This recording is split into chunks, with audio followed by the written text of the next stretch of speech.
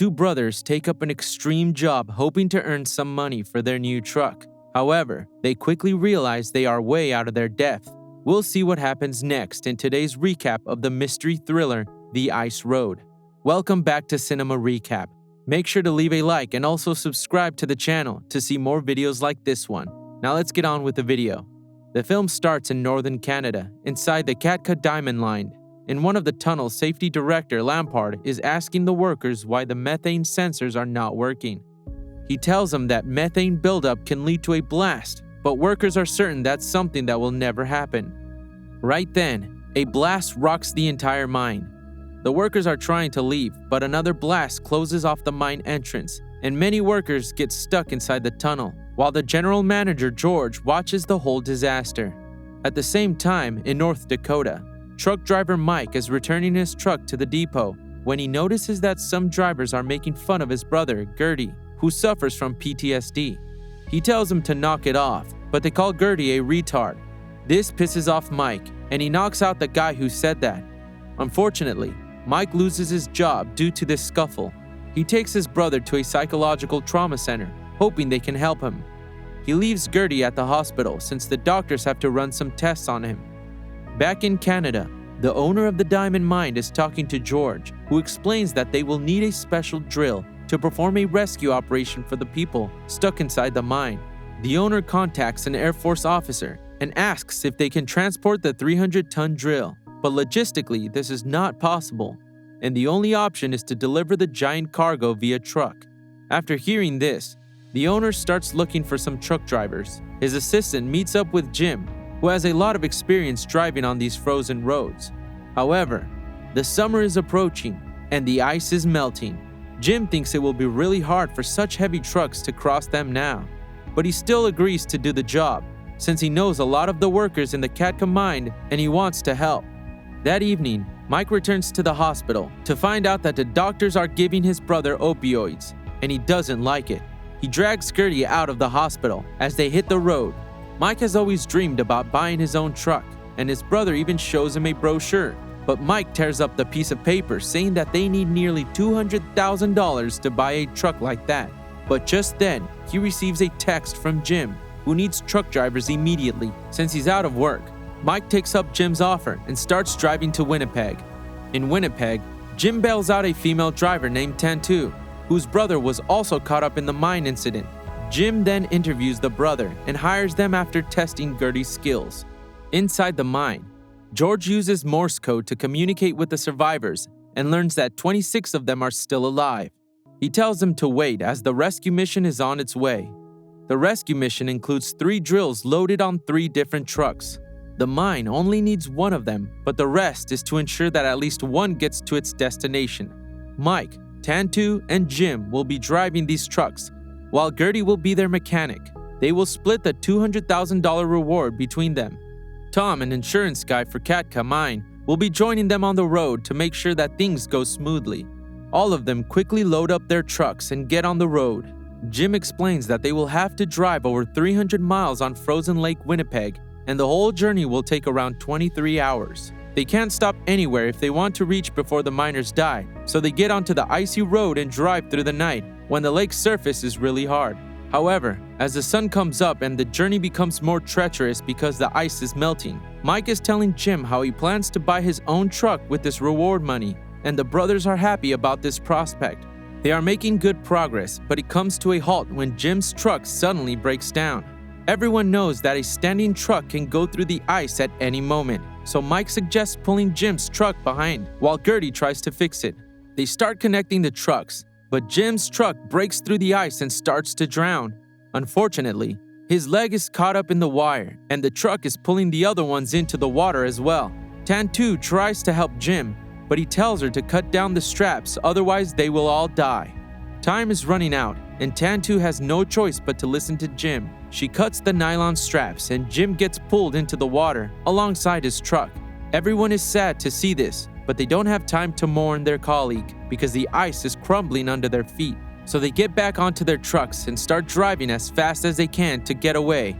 Their high speed is making waves on the surface of the road, but they have no choice but to push on. Eventually, the truck hits a slippery region, and they both capsize in the middle of the road.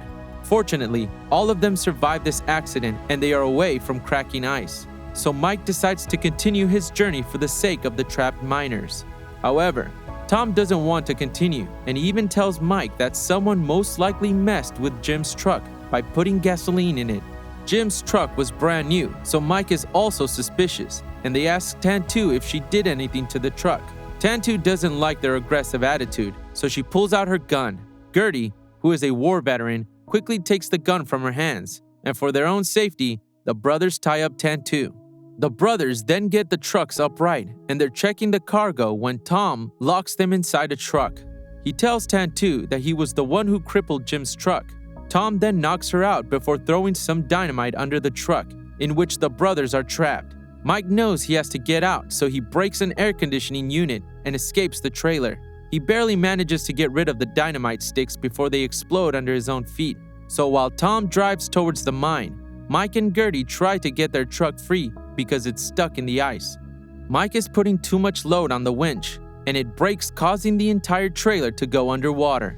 Mike instantly comes out and realizes that his brother drowned, so he dives into the water and after a while comes out with Gertie, who is unconscious. He takes Gertie back into the truck and tries to resuscitate him, and thankfully, Gertie survives. Mike then quickly starts driving to catch up with Tom. Tom, on the other hand, has crossed the lake and he meets up with George and his men. It turns out that George never wanted the rescue mission to succeed, so he used Tom, who sabotaged it. He orders Tom to crash the last truck from the hillside road. Just then, Lampard finds out that George paid workers to turn off the methane sensors to save costs, and now he's trying to cover up his huge blunder by killing all the people who knew about his mismanagement. Back on the road, Tom is trying to crash that truck along with Tantu, but she wakes up and resists. Tom overpowers her, but things turn around when he gets bitten by Gertie's pet mouse, and Tantu uses this opportunity to throw him out of the truck. She quickly turns on the engine and starts driving. Tom manages to break down the fuel pipe, and Tantu is now losing fuel at an alarming rate. Tom is following her, and Tantu tells the brothers to meet her on top of the hill. Tom hears this conversation on the radio and orders some armed men to deal with the brothers, but he tells them not to fire even a single shot at any of the trucks. The armed men catch up to Mike's truck and quickly board it. This causes a struggle, and Mike manages to get all the men off his truck, but Gertie also falls out. A man tries to take him out on the side of the road, but Gertie chokes him until he passes out. He then quickly gets inside Mike's truck, and they start making their way towards Tantu, whose truck is now stopped and she is having a standoff with Tom. She isn't doing well, but Mike is almost there. Tom tries to block his way with his pickup truck, but Mike just pushes the pickup down the slope and it tumbles down along with Tom. Mike then decides to repair and refuel Tantu's truck so they can get back on the way. However, Tom is still alive, and while the brothers are fixing the truck, he climbs the nearby mountain and uses some dynamite to start an avalanche. He sees this and orders everyone to haul ass out of there, but Tantu's truck gets caught up in the wall of ice.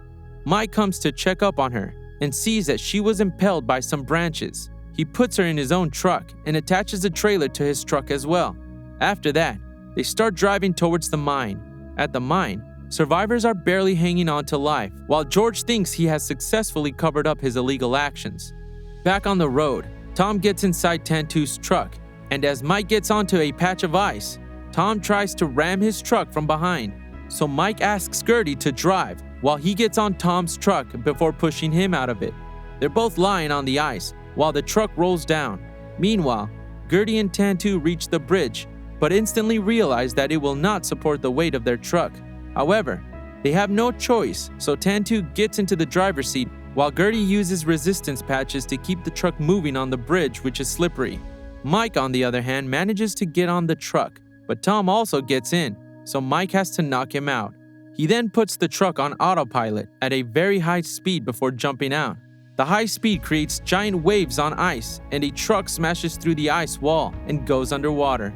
On the bridge, Gertie and Tantu successfully get the truck across before the bridge collapses, but the truck is still slipping backwards. Gertie tries to shut the gate to stop the truck, but he gets crushed while doing so. By the time Tantu manages to move the truck forward, Gertie is badly injured, and he only manages to say a few words to his heartbroken brother. Back at the mine, the Canadian minister is meeting up with George, who tells the minister that the chances of any survivors are pretty much zero. He also claims that the rescue mission failed due to logistical errors, but he is proven wrong by Mike, who gets the truck to the mine, and the rescue efforts immediately start. Everyone thinks that the miners are dead by this point, but miraculously, pretty much all of them are still alive and doing well. Everyone is rejoicing, but Lambert tells the minister about George's illegal actions. The minister is enraged after hearing this, and Mike punches the manager right in the face. 3 months later, Tantu is working in Jim's old garage when Mike shows up in his new truck.